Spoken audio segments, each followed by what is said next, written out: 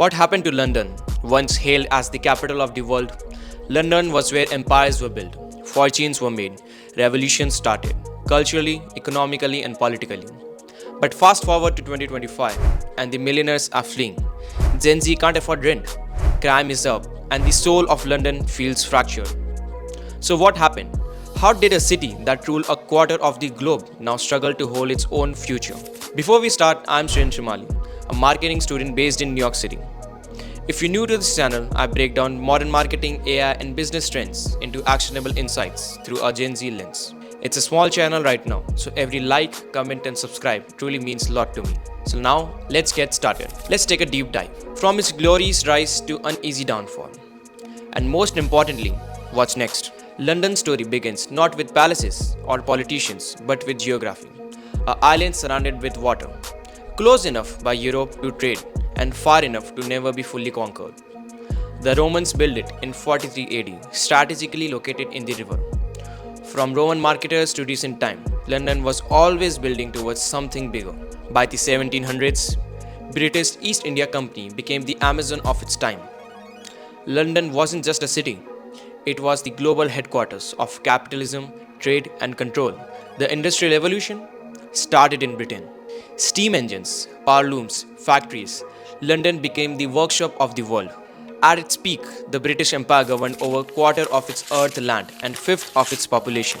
This wasn't just a rise, it was a takeover.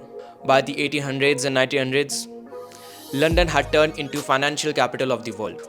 The City of London became a powerful house, home to the Bank of England and massive insurance firm, with colonies sending raw materials and London exporting finished goods.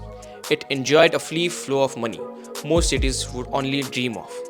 It also became a culture icon. Sherlock Holmes, Charles Dickens, Shakespeare, the Beatles, the Spice Girls, Harry Potter. Cool Britannian was real. Even after two world wars, London rose again, offering the world not just economic leadership but ideas, art, and innovation. But seeds of the fall were already planted. So where did things start to slip? After World War II, Britain came out victorious but broke. By 1945, its national debt was 270% of its GDP. While America and Germany used its post-war period to modernize their industries, Britain clung into outdated sectors like coal, steel, and textiles. By the 1970s, the country was battling strikes, inflation, unemployment, and a full-blown housing crisis, all boiling over in what became known as the Winter of Discontent. The National Health Services, often called Britain's proudest achievement, cost over £181 billion between 2022 to 2023. But instead of investing more, the government slashed spending. The result? Overcrowded hospitals, long wait lines, and growing public frustration. Civil unrest wasn't just on the streets, it was submerging into every queue, every clinic, and every paycheck. In 2016, the UK voted to leave the EU. Many thought it would bring independence and prosperity. Instead, it brought a sharp down in investment and weakening pound. Also, complicated trade rules that hurt businesses. By 2023, the IMF predicted the UK would be the worst performing economy in G7. London, the financial capital, suddenly found itself cut off from Europe's biggest market. Once the global playground for ultra-rich, London is now seeing exodus. In the last decade alone, 30,000 millionaires left the city, 11,000 of them in just 2024. Why?